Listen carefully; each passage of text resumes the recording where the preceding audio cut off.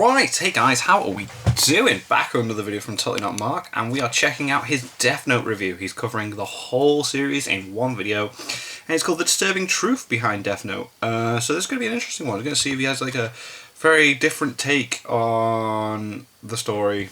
Yeah, no idea. Let's check it out. I love Death Note. It's one of my favourite all-time like anime, man. It's just boss. You know, most people I know have seen Death Note. Yep. Most people, I would wager, don't actually know what Death Note really is about. Interesting. So it's a show about pizza. Despite the original manga only running for about 2.5 years in Weekly Shonen Jump, the series has, since its debut in 2003, sold over 30 million copies Sold a lot. in just 3 Sold a lot. alone, Whoa. spawning a wildly popular anime adaptation. Hey, the short stories is good as well. I'm partway through the short stories that's been released recently. Multiple video games, multiple stage plays, and musicals, and even, regrettably, an American remake film produced by Netflix. I liked it. I mean, it wasn't amazing, but like I did enjoy it. To this day, though interestingly, this seems to primarily be maintained in the West, while in Japan, the manga's notoriety has waned enough to where it didn't even show up in the top 100 when TVSI surveyed Japanese readers in late 2020. Oh. While using the phrase monolithic would generally come off as arrogant, it's difficult to describe Death Note as anything else. While most of the series that Jump publishes, even the titanically popular ones like Dragon Ball and One Piece, exist as entities within Jump's collective branded canon, Death Note exists almost entirely as an entity unto itself. Its own, yeah. Separate from Wow. Heck, the mere mention of a notebook that causes death is something which acts as a reference to the franchise, with countless parodies and homages that have sprouted from it over the years. Even actual, literal, real-life murders have been committed. Yeah, they tried to, didn't they? It's crazy. While screwed up on so many levels, it only further speaks to the iconography the story itself possesses as a piece of literary canon.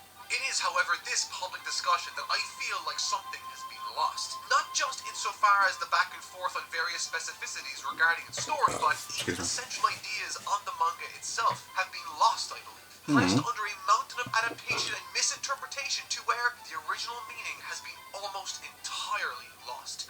For this analysis, I think it's worth looking back at the original work and consequently asking a simple question. Yeah. What exactly is Death Note really about? Interesting. Death Note's two mangaka, writer Tsugumi Oba Oh yeah, and they did artist the Takeshi what's that Obata, called? Baku? two men with Something interesting like that. personal histories, to say the least. While it has never been confirmed by a direct source, a popular rumor about Tsugumi Oba is that he is and always has been nothing but a pseudonym for gag mangaka Hiroshi Gamo. Gamo's work was very much a prototypical Jump gag series of the time, dense in absurdism and wordplay and geared heavily to Jump's child audience. While this did make him something of a favourite amongst Jump's offices, demonstrated in a mostly kayfabe feud he had with competing gag manga author Yasui Kita, that saw Kita end his own series outright blaming Gamu for his inability to get off the ground. The well dried up, and after two attempted runs in 1998 and then 2000 failed to garner publicity, Gamu more or less vanished from the public eye entirely. Obata, on the other hand, is a bit of a different story. Whoa, achieving the that much art style, man. prize in 1985 and performing his first formal serialization, Cyborg Grandpa G, when he was just 20 years of age, Obata had gained a reputation as a budding talent over a series of collaborations in the 90s before hitting it big in 1998 when he, together with Yumi Honda, created Hikaru no Go. The series was a runaway success. What is that? I have no idea what that is. And lasted to mid-2003, just a few months before Death Note. Ah. The reason I bring these two backstories up is to offer a point of contextualization on the series as a whole. Death Note is not the work of some young author coming into Jump to shake things up with a bold new vision, but a collaboration of a 40-year-old washout under a false identity and a superstar artist still writing his fame, working together under prior relationships they had within Jump itself.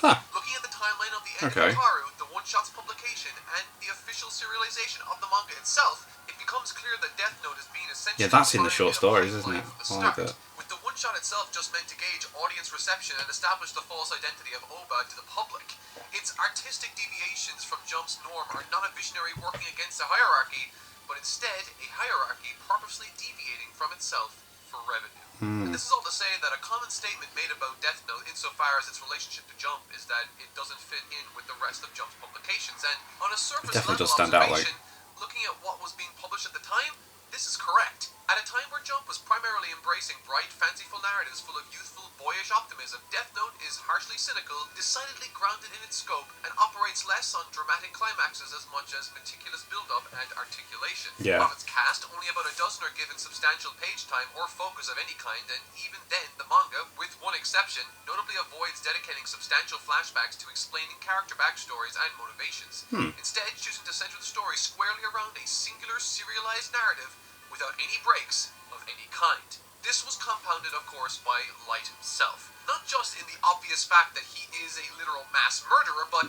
Light in many ways was not someone Jump's target reader base was set to relate to. Unlike the scrappy outcast... Yeah, you can't. It's quite difficult, isn't it? ...publication for the last 15 years, Light is a top-level student set for the best university in the country, beloved by his peers, popular with women, and is the son of a deputy director. Yeah, it's like, yeah, he's got all that stuff. Yeah, I never thought about that. Like, most characters is like you're meant to associate with, but you can't with him. Yeah, yeah. Japanese youth. Yeah. The manga crucially uses that as shorthand for his entire characterization that feeds into every aspect of his personality and actions. What especially sticks out about this is when one reads Death Note's original one-shot pilot. The pilot, while it retains much of the basis insofar as the idea of the Death Note and Shinigami, including the character of Ryuk, it is otherwise radically different, and in a way that makes it far closer to a typical Jump manga. The one-shot's protagonist, Taro Kagami, is an ordinary 13-year-old kid who, after accidentally killing his bullies with the Death Note, is utterly horrified by the Yeah, he's like, I can't believe I did that. Yeah, it's horrible. Unable to sleep. He refuses to use the Death Note after understanding its true purpose, tries to actively cooperate with the police, and goes out of his way to stop his best friend from using the notebook, even at risk of his own life. Everything that Light is not. Yeah, at all. What is most striking, however, is the inclusion of a single plot point that radically goes against everything in the actual series: the Death Eraser. Using an eraser provided by Ryuk, Taro is able to erase the lines of text written in the notebook and undo the deaths it has caused. The only caveat being that the body still needs to be intact for this to work. There are no downsides to this, and the story even demonstrates this directly in the climax, where Taro demonstrates its power by using the notebook on himself and then having the eraser bring him back. The one-shot ends with the Death Note being destroyed, and in an interesting foreshadowing of the manga itself, Taro and Ryuk years later observing how the Death Note has become an urban legend. Yeah. The final page essentially asking the young readers what they would do if they had it. Such an item. Now, considering that the pilot was, again, most likely made after the serialization was fully planned, it's interesting how it seemed to have been purely built not off advertising the actual premise of the manga, but instead the idea. Yeah, it's weird, isn't it? It's like it's got no reflection on what the actual story is at all. Illustrative of the series as a whole, because what the Death Note was sold on was its idea and the conceits that spawned from it. In a Jump, which was more or less defined by the three central manga running within it, Death Note was the edgy counterculture piece, the outsider that broke all the rules, and because of that, warranted attention as the rule breaker. It was, in a sense, Jump's alternative art. But the weird thing is, it still kind of fit. Writer Tsugumi Oba has stated in multiple interviews that he never intended Death Note to be seen as being about the moral quandary of the Death Note itself. Okay. The series was intended first and foremost as a work of entertainment, and this shows itself in the framing and the structure of the story. Even though the entire premise revolves around Light and his accomplices committing mass murder essentially every day, the manga seems to deliberately do everything in its power to downplay that as much as it possibly can. Outside of a try and cover it up with everything else that's going on. Bodies are purposely almost never shown in spite of the hundreds they are inferred to have killed. Any and all references to societal ramifications with Light's crimes are kept to a minimum, and instead the series is mostly situated around long monologues regarding the meticulous point-by-point nature to which Light and L perform their battle of wits. Interesting. Tonally, the manga is surprisingly light given the subject, with persistent use of comic relief designed to power its narrative. Nearly every scene Light is in, Ryuk, Misa, or Matsuda will say or do something dumb, and the gag will be that Light as the straight man barely responding to it. Yeah. Multiple times the series will do a sudden tonal shift to have stuff like Light and L bonding over a very intense game of tennis, or have Matsuda go through a comedy of errors as he tries not to be killed by the Yotsuba group. Yeah, Misa, jump despite off the being a balcony, mass get caught by murderer the is never treated as anything more than Light's perky female mattress and that. sidekick, and her flippancy under which she commits her crimes is never really stressed. Even Light's trademark grin, used often as a mark of tension, is used multiple times as a gag where he wears it where it isn't appropriate, as if even that part is just for the fun of it. And I stress all of this because demystifying Death Note as this mature philosophy piece, which it most definitely is not, exposes what its actual core appeal is. The back and forth of Light and L, with Ryuk appearing Hell yeah. So good, so good. primarily as a source of exposition and to give Light someone to talk to. Light and L are the only characters of significance with an active role in the narrative. Yeah. Each scenario the manga sets not up wrong. in part 1 is designed around exploring the angles in which L sets up traps for Light to fall into, all the while Light attempts to get out of them, with each minute detail given attention and dissection as a possible opening. A really good example of this comes in chapters 16 and 17, when L has Light's room bugged in order to monitor him. Oh, On a yeah. base, this is All the a cameras and really that. interesting scenario, because L has put Light into a deadlock. Either he'll be exposed using the Death Note, or he'll be indirectly exposed when the Kira killings start declining while he's under surveillance. Yeah. The manga If is no one's aware of dying, this, then thus the intrigue surely comes he in watching how knows. Light combats it. First by The laying out potato how chip evidence suit. is monitored at all, and his counterattacks of having Ryuk locate and remove the cameras, then laying out each Yeah, he just points them calculated out. action he takes to ensure he can continue his murders without being seen, and safely disposes of the evidence. However, the manga crucially does not give Light a complete victory, as his cover strategy still crucially leads to an aberration in Kira's murders that increases L's focus on Light. This in turn leads L to enroll at Light's university, completely shifting their dynamic while progressing the story to its next stage. This kind of interplay demonstrates what part 1 is all about. It is a hyper-stylized reinvention of the classical Holmes versus Moriarty scenario. Yeah. Mythologized battle Cat and between mouse. the eccentric genius detective and the criminal mastermind, with the added twist of Moriarty as the main POV character. L's character, consequently, is designed as the perfect opposite to Light. His unkempt appearance, unnatural posture, and calm demeanor. Yeah, it's all brilliant, isn't it? contrast It's like against what Light's so, defines like, Light. So Ichiro and Misa, well the most important dressed characters in and part just one, like, besides I'm the main boss. duo, accentuate this. So Ichiro as a Watson provides an added conflict in how he is both directly aiding L, yet also refusing to believe Light as the Because he's his culprit. son. While Misa, upon her introduction, provides Light his Moran, a loyal accomplice who, while not an intellectual fighter, provides a all. direct actor who gives Moriarty/Light a host of actions not possible as a lone actor. And framing all of this is the series' final essential element, the rules. Concluding nearly every chapter, The rules are a very clever thing to throw in, especially when they mess up with the rules as well. Put the fake ones in. The notebook kills by writing someone's true name while picturing their face. Unless specified, the cause of death will be a heart attack, yeah. initiated 6 minutes and 40 seconds after the name is written. All that's needed is not the notebook, but the paper within, and so on. These rules go extremely in-depth, laying out numerous theoreticals, and the vast majority... Like, there's loads of rules in the story book at that all, don't but all get of them go ways in used, if establishing that makes sense. important. What is and isn't possible for Light and other characters to do. Even if something is seemingly irrelevant, the fact that it is a possibility is something which the reader is made to consider. Light even exploits the importance of this mechanic by hinging a crucial tactic on forging rules, essentially invoking the later Ellery Queen problem, to grant himself an airtight alibi. And that is Death Note's appeal in a nutshell. The point in which the mind games go so far to where They are even brilliant. The mind games are insane with Death Note. I love it. Tactics. This kind of back and forth built into part 1 structure takes on a really interesting turn in the latter half. Part 1's the While Light best. loses his memory and the story switches to a more traditional jump narrative. Part 2 is where fun, he and L but team up.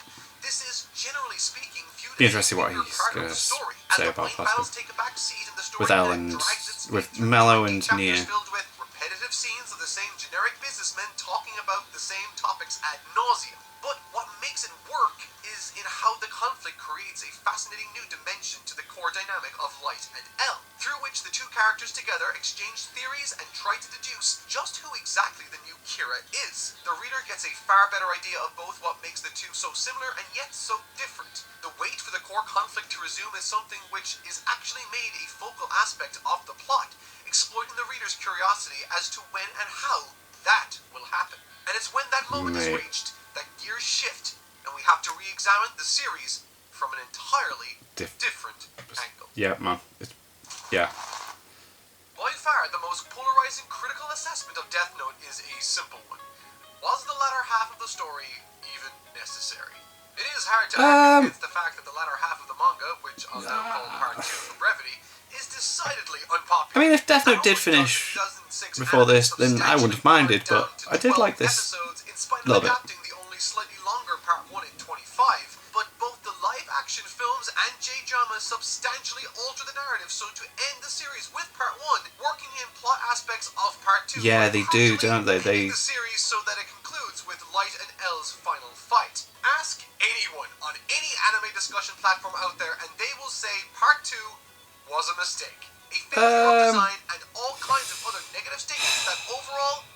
the story is viewed today. I mean, it's just not as good as part 1 to me. About what does and does not work, and what exactly what is there is supposed to mean. So let's dig into that by first addressing the common criticisms at play. Firstly, by far the key central complaint towards part 1 is an obvious one, that the story continues after L's death. Yeah. Not only is L himself the most popular character in the series, as one look at my anime list will tell you, but the very core appeal I talked about is something which cannot function if either Light or L are is gone. dead. Yeah, This would naturally suggest the story's culmination to be at this point, but instead the story goes against this and continues on with a character who, while crucially not actually a copy of L, still greatly resembles him in demeanor, all the while sporting a design which is essentially a palette swap. It's Tellingly in pretty regards to close, this attachment to yeah. L is in how both live-action adaptations have him ultimately be victorious over Light, albeit at the cost of his own life. This, I think, stems from a misunderstanding on the narrative purpose of L's death and also how it works as a thematic undercurrent for the larger story as a whole. In killing off L, Oba not only opens up the narrative into a scenario where Light has won, but divorces the conflict away from L, the person, and instead to L, the idea.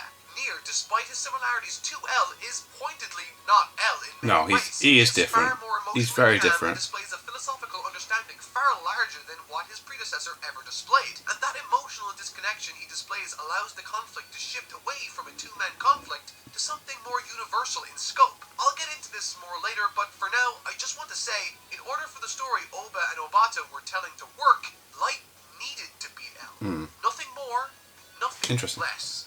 Another complaint I see lobbed at the series is that the loss of L causes the series to no longer have anyone for the reader to root for.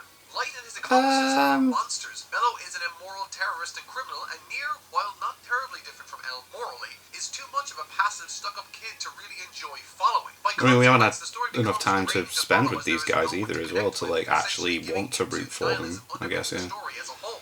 This, too, is something I think is wrong. While they may not be the primary drivers of the main narrative, the Japanese task force is given substantially more focus as characters throughout the second part. That's And with true. This focus comes a crucial amount of emotional grounding that was just absent entirely from part 1.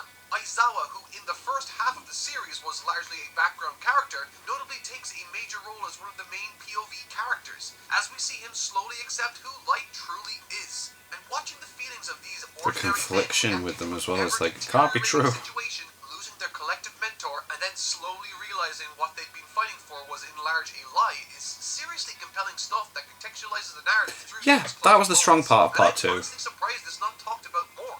But indeed, these points do 'Cause they're not frame main the difference in characters, part it's 2, like- which makes it both so polarizing and at the same time fascinating to discuss. While part 1 was centered purely on the deadlock of Light and L, part 2 takes a far broader approach, touching on the global idea of Kira and his worship, the ideals of fixing society which Light's motives are built around, and overall constructing a complex interconnected web of ideas which together all build to a singular point where Light's Delete. rejected. Rather than designing the narrative around the singular point of two characters fighting, Oba instead switches to the arguably high route of positioning the story about Light's eventual thematic and literal defeat. And that is, if anything, a far more interesting story than L defeats Light could ever be.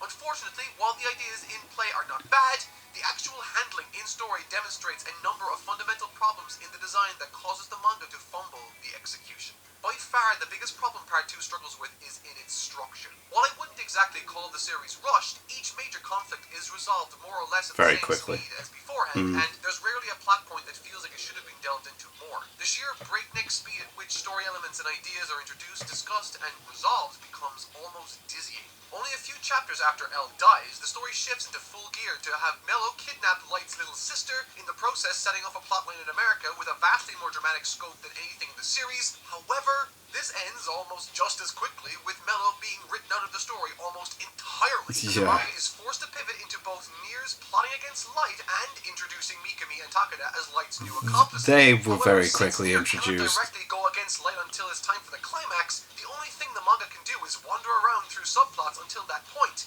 And then it suddenly remembers Mello is still alive and hauls itself to kill him and Takeda off in the span of a single chapter. It's a Christmas miracle. An event which comes incredibly abruptly in spite of being what a major amount of the finale is built upon. And this is essentially the core issue underpinning Part 2. Because the only logical story direction Oba has is to have Nier defeat Light, the entire narrative until that point is just delaying the inevitable. And It's just pointing consequently, off. the story is It's like, left what else can we have people find out? Who else is going to get routinely involved? interrupted by lengthy monologues designed to recap information, and it becomes often difficult to remember who knows what. Not helped also by how often the series will reveal that what characters thought they knew was just false information. While individual subplots such as Kira's global worship or Aizawa becoming Nier's inside man on the task force are interesting, as well as narratively and Very much so. relevant, the way these storylines pivot between one another never really feels cohesive, and there's a lot of space where it feels like the story could have used its time better. Probably the biggest victim of this kind of narrative crunch is Nier, unfortunately. While the complaint about him being a carbon copy of L is inaccurate, the lack of any real breathing room combined with how passive a character he is means that his role for much of Part 2 is largely relegated to just occasional cutaways which seem to exist mainly to remind the reader that he even exists.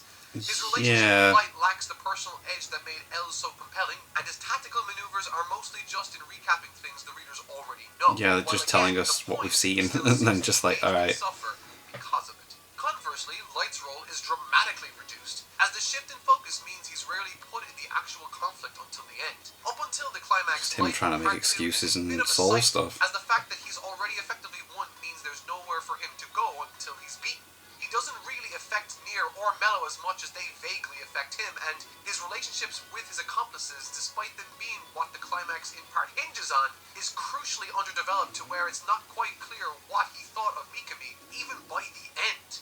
And that's the thing. While Part 2 tries to expand the scope to a thematic ideology, it consistently is unable to juggle the weight that entails. Ideas like Kira's worldwide influence and worship are left feeling unexplored and underdeveloped. Characters like Mikami feel forced in without proper build-up or payoff. And Yeah, it does come out of nowhere, and it's like, okay, cool, get it. He's obsessed with helping, like, Kira, but it comes at the cost of the thrilling mind games which Part 1 enjoyed, and is overall, in layman's terms, a bit of a drag. Which makes it all the more impressive then that despite the myriad of flaws the second half suffers from, the climax is genuinely gold. Oh mate, climax is incredible. I remember watching the second to last episode and just being like, what's going to happen? It's like you knew what was going to happen, but you didn't. It's like, oh, what if? So incredible. Skillfully managing to weave a proper culmination to every idea that had ran through the story and given greater purpose to the previous 20-odd chapters which all existed to set this up. The climax especially serves to demonstrate full purpose to Nier, as his calculated approach allows the finale to carry itself without any unneeded actions or snapbacks, and watching him refute Light so simply is, in a sense, delightful. Yeah, I like that. This is so good. While it's not perfect, I can't really imagine a better way for Death Note to end. If the overall story was about Light's crusade against evil, then what the story needed to end on is this. Not a grand battle with the fate of justice on the line, but on a question being answered. The true thematic conclusion to the tale. Which finally brings us to the ending and the meaning of this story. 今存在するキラを捕まえたその後でキラに殺人犯になると思うかそんな人間に見えるのか Yes. 見えます Without question, the biggest and most persistent misconception about Death Note is what exactly it's about. Most sources, YouTube reviewers, geek culture news sites, and just random people on social media present this about the idea of justice and how the series is reliant on the question on if Light's crusade is right. Light is a murderer, yet in killing criminals he is arguably doing the right thing by punishing evil. As Light himself states, if being presented with a god which punishes all evil, people are made to become kinder, and war, premeditated murder, to be and nice. organized crime are all but eradicated. Crucially, what these arguments do is press forward a single straightforward claim, that the series provides no true answer to the core dilemma, if Light was truly right to perform his crusade, or if El and Nier were right to have him stopped. What is justice is up for the reader to ultimately decide. Only problem though, there is an answer, and it's pretty plainly that Light is wrong. Yeah. From the very start of the manga, Light's murder spree as Kira is never shown as anything other than a negative. The thing is, it's always, for me, been about like the downfall of someone that had potential, and then you give him the power and spiral out of control with it. He gets desperate. Besides Misa, who is not meant to be seen as sympathetic in the slightest, this, no one is ever shown being benefited from Light's crimes, and the only one who suggests such, Matsuda, is repeatedly called out for it by other characters. Moreover, the idea that Light is anything but a villain is laughable. Even though Light sincerely does believe he is doing the right thing, his characterization is shown to be petty, unhinged, and remorseless insofar as the innocent lives he takes, and he displays an extraordinary absence He'll remove of anyone sympathetic who he needs and to get his goal. Never once does the manga or creator ever portray him as a fallen hero. No. All it does is refer to him He as uses childish everyone and, around him. quote, pure. This is important.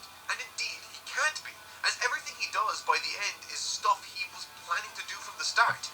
Even when he dies, the reader isn't invited to mourn him, but just think about the sort of person he was. This is all clinched to the most thematically crucial moment of the entire series when, after an extended 6-page rant expressing all of his motives and worldview, Light's entire ideology is destroyed when Nier bluntly tells him that, as he cannot dictate what is objectively right or wrong, Kira is therefore nothing more than a murderer. Seeing as El and Nier openly state they are not fighting Kira for the reason of justice, but respectively personal interest and pride as the world's greatest detectives, and regarding Nier a desire to finish what El started, this actually gives a different message entirely. That justice does not exist as an objective concept, but only what one perceives in their own mind. Hence, how forcing that justice each individual sees it is wrong, not because of ethics, but due to that very contradiction itself.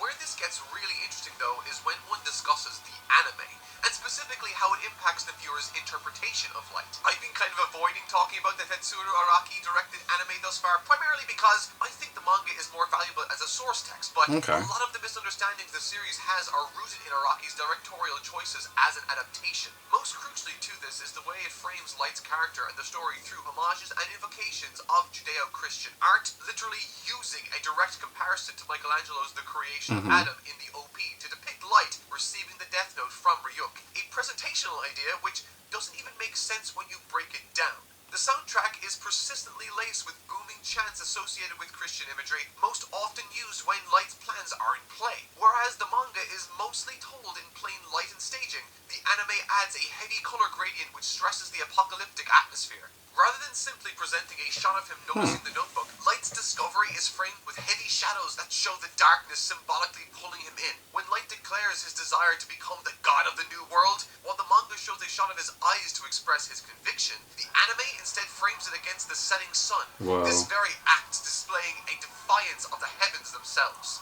Right. Light in the anime is at once Lucifer and the corrupted first man, tempted by the evil apple of enlightenment.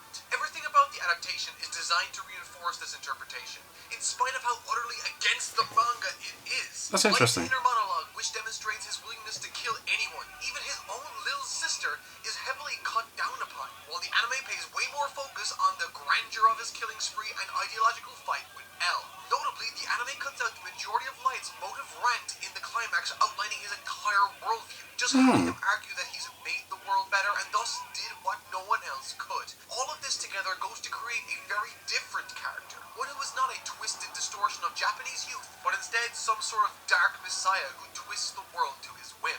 Now, while some of these changes are likely just the adaptation itself at play, I mean, part 2 of the anime is heavily trimmed down from the manga, and Light's persistent thoughts would have worked quite poorly in an active visual medium, but what cannot be viewed as anything but an intentional change comes in the anime's ending, and this is where things get irritating. For the most part, the manga and the anime have the same events play out. After Light's final The manga does have a different ending, doesn't it? And the SPK via Mikami is foiled, and Light has his secret identity exposed. Light attempts to kill Nier via the spare notebook piece in his watch, is gunned down by Matsuda, and then slowly bleeds out before Ryuk puts him out of his misery with the Death Note. In the manga, this is done to make Light look as pathetic as humanly possible, writhing around in pain as he begs for someone to help him and kill everyone else before culminating in him desperately pleading repeatedly how he doesn't want to die as the futility of his existence becomes apparent.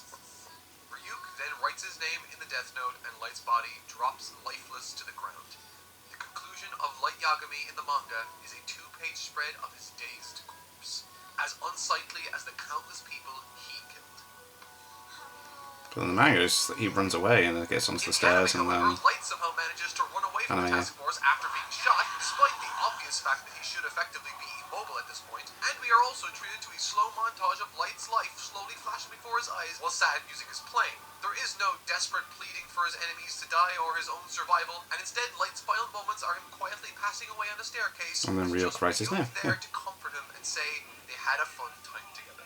As the anime erases the manga's epilogue, this is essentially the note the series closes on, framing it around Light's tragic rise and fall from grace, an idea which is pretty much as far away from the manga as you could possibly get. Crazy. In other words, That's crazy. according to this, Light tried to do the right thing, and he should be mourned for it, in spite of the horrible crimes. But the manga's like, nah, you're a bad man.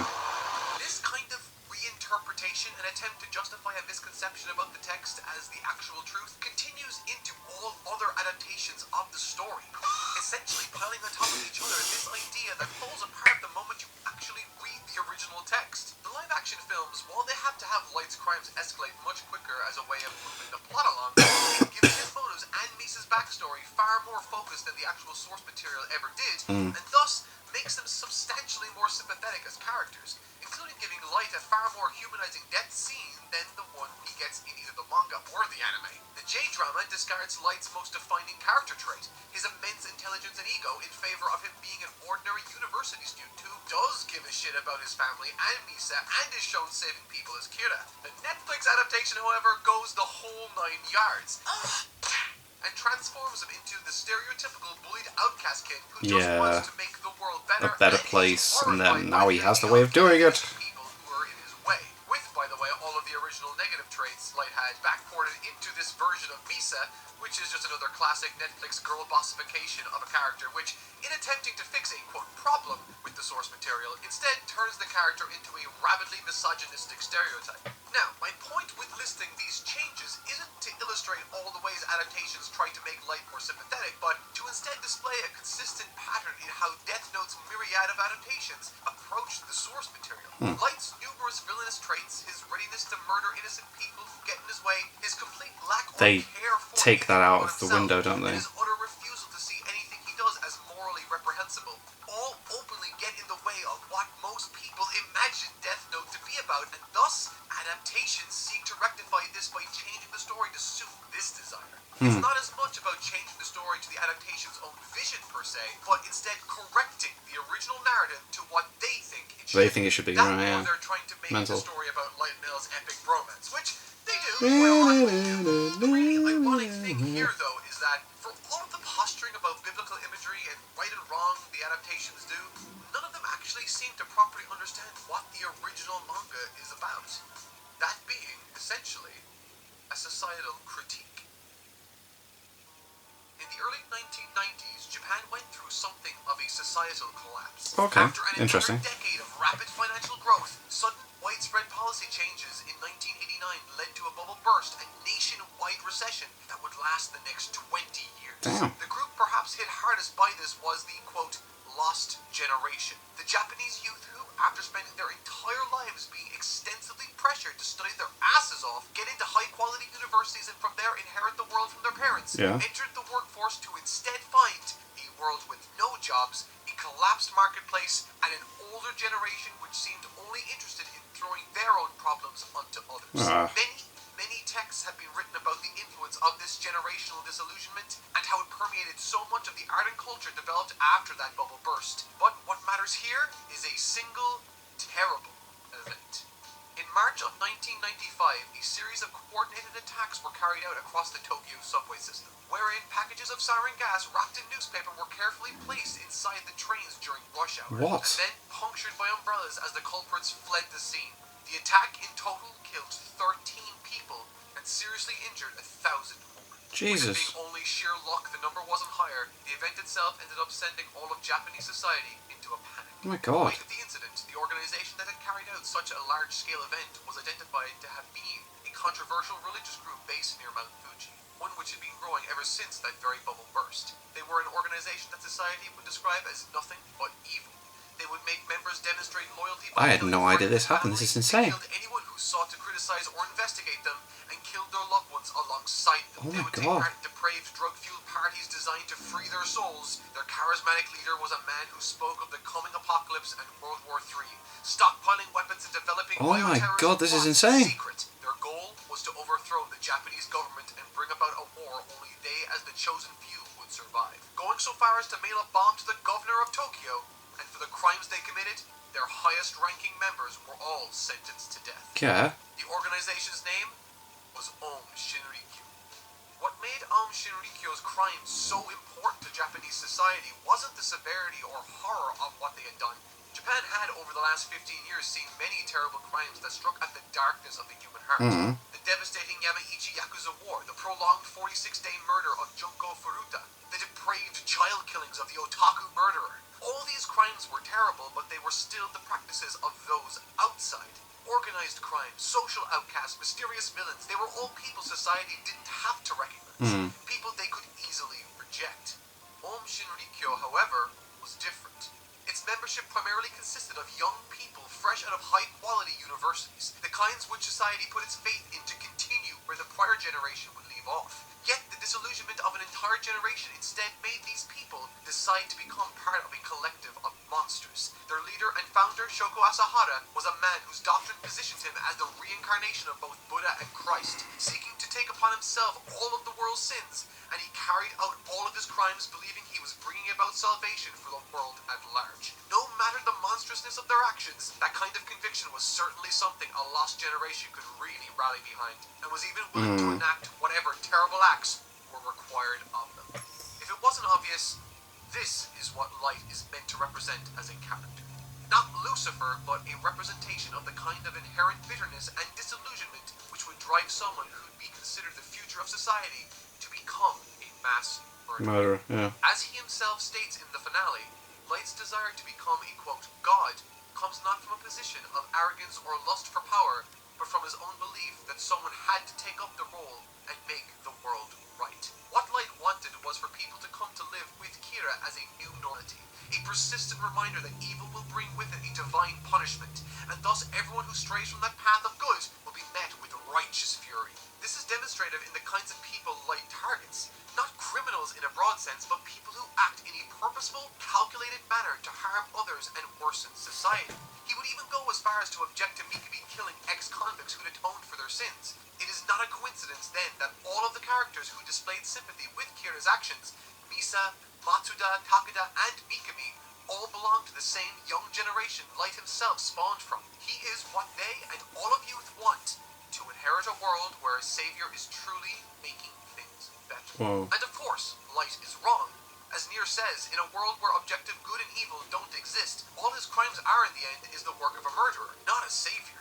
Light's refusal to understand the weight of his own humanity, his own purity, that leads him to think he can actually become such an individual and that he would make the world better, is why he even used the Death Note to begin with. In the first place, yeah. What causes Light's own downfall is in Mikami, his own desire for people to understand his worldview, which only ends up working against him, as Mikami ends up ruining everything because of his eagerness to aid Kira's world.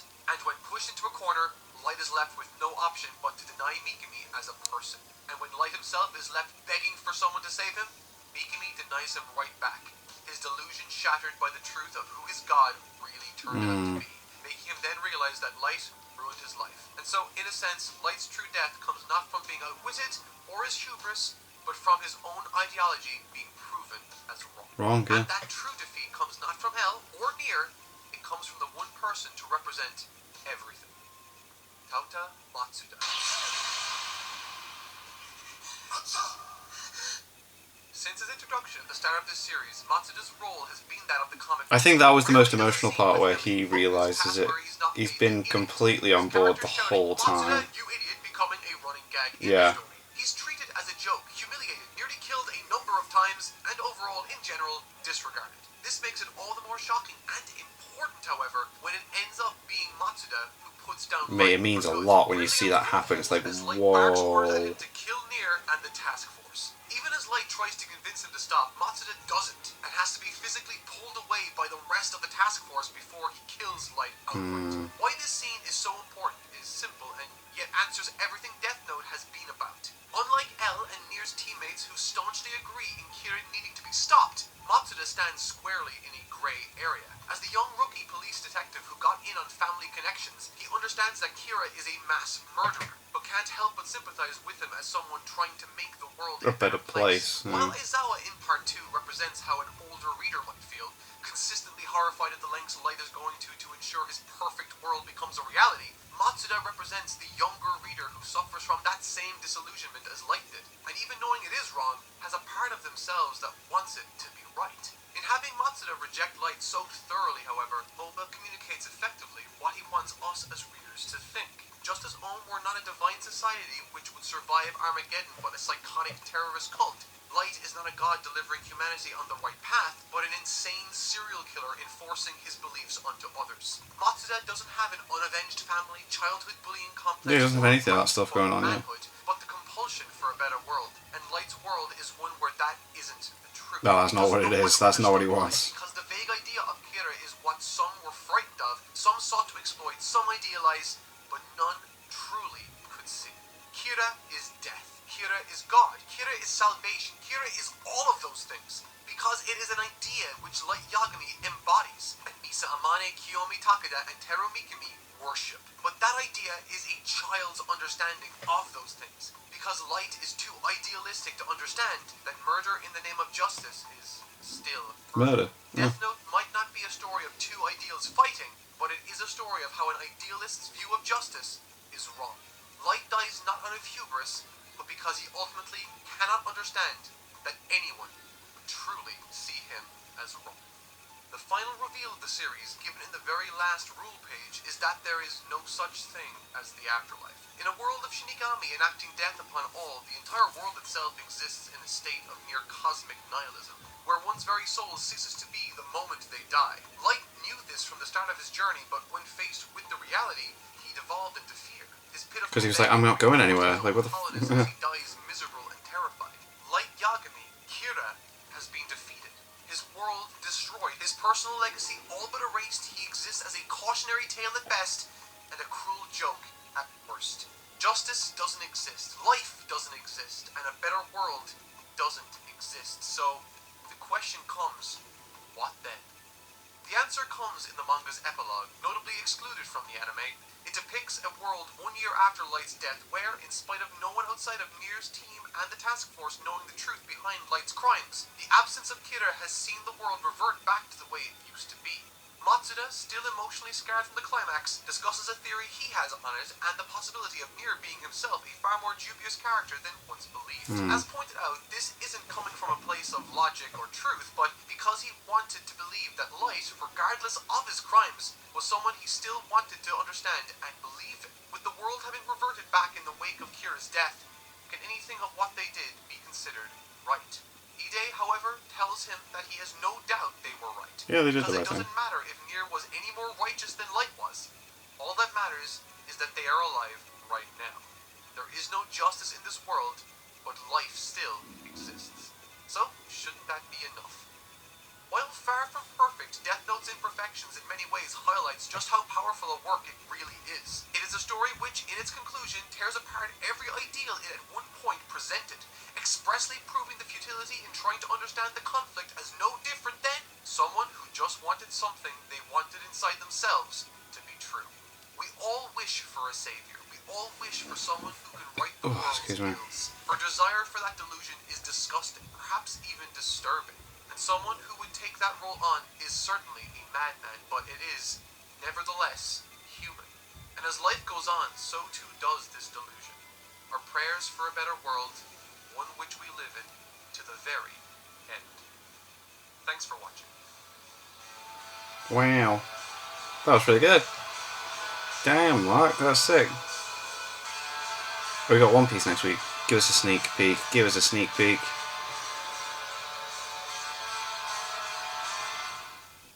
Oh.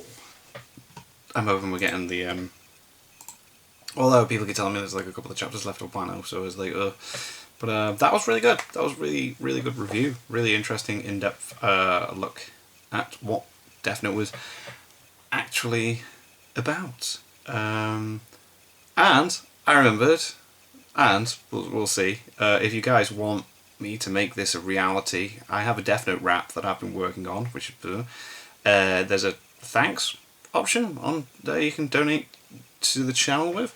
I give you a little bit of a sneak, because if I could afford to put it together, it'd be cool. It's basically the story of Death Note told in rap form. One day the Death Note, it fell from the sky. Why? Simply put, Ryuk was a real bored guy. The Shinigami realm was proper mundane. It was always the same, driving Ryuk insane. A simple solution to this problem there had to be. That's when we make our main character like Yagami. What was the Death Note? What did it do? If I wrote your name in it, it would kill you. So yeah, I've always wanted to like get that together. So that'd be fun. Thought it'd be very relevant to throw in here. But yeah, anyway, thank you to my patrons. If you want to have your name at the end of every video, I upload links in the description of the Patreon page. $1 a month is all I ask to help support the channel. It's greatly appreciated. Thank you guys very much for that. And thank you all for watching. What do you guys think of that? What do you guys think of this? Click like, subscribe if you haven't already. Leave comments down below. Let me know what I should want to discuss in future videos. And I'll see you guys, all you guys, next time.